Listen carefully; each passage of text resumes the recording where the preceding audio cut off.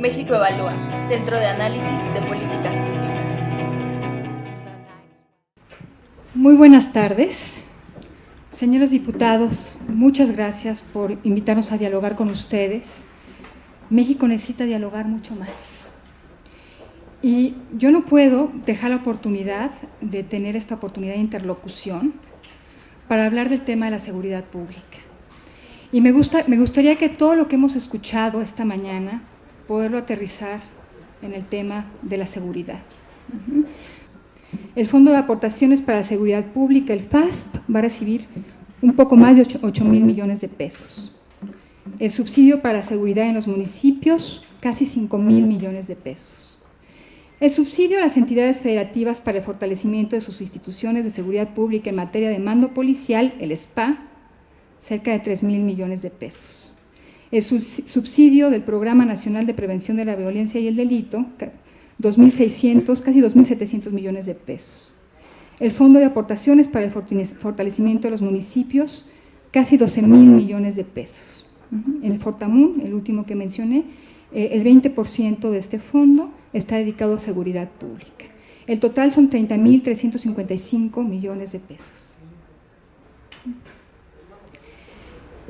Voy a repasar brevemente algunas conclusiones de la Auditoría Superior de la Federación respecto al gasto del FASP y del Subsenu. ¿Qué dice la auditoría? La fórmula de distribución de los recursos no es clara. No es pública la información que sustenta la aplicación de la fórmula. Hay poca claridad en cómo los estados distribuyen el recurso a los municipios. Los tiempos de aprobación y firma son extensos. ¿Ven? La firma de convenios de coordinación entre el Secretariado Ejecutivo y los estados. Los recursos se liberan tarde, por lo que se genera subejercicio. Respecto a la transferencia y recepción de los recursos, en algunos casos no hay cuentas específicas para la recepción de los recursos y estos se transfieren a otras cuentas, por lo que se mezcla con otras aportaciones. Respecto a la planeación, no se elaboran diagnósticos adecuados sobre las necesidades de seguridad pública. Además, se reprograman las acciones en ocasiones sin autorización del Secretario Ejecutivo del Sistema Nacional de Seguridad Pública.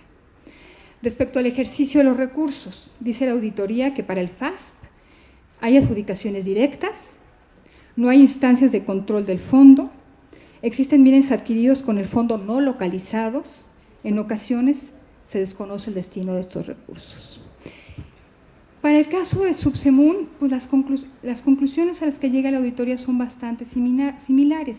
Hay problemas, no son explícitos los criterios que determinan el número de municipios que participan en la distribución de los recursos, no hay calendario para las administraciones, no hay cuenta bancaria exclusiva, no se publica cuáles son los municipios que dejan de recibir recursos por incumplimiento, ni cuáles son sus sustitutos, hay retrasos en la entrega de los recursos sin causas aparentes. Los procesos de adjudicación son poco transparentes, la adquisición de contratos de armamento carece de documentación formal, existe subejercicio de recursos, etc. Claro, después de estas conclusiones del trabajo de la auditoría, podemos tener una idea por qué no estamos viendo los resultados que esperamos de estos fondos. Y siguiendo esta dialéctica de la que hablaba Alejandro González, de estos temas estructurales más de largo plazo, de cómo realmente formular una política especial de rendición de cuentas, de cómo llevar al PERC a su ejecución cabal, que será un tema de mediano y largo plazo, ¿qué hacer en el corto plazo? Y yo tengo una propuesta muy concreta para ustedes, diputados.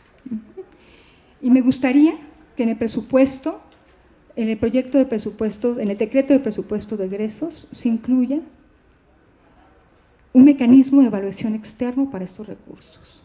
Yo creo que llegó el tiempo de dejar de simular. El Ejecutivo tiene mano en el uso de estos recursos y el Ejecutivo no tiene mecanismos de autocorrección, ya lo vimos. Entonces necesitamos que haya corrección desde el Legislativo y por eso te exhorto a que ustedes incluyan en este presupuesto mecanismos de evaluación de los recursos en materia de seguridad pública. La discusión de este presupuesto, señores diputados, no se da en condiciones normales, se dan en una crisis.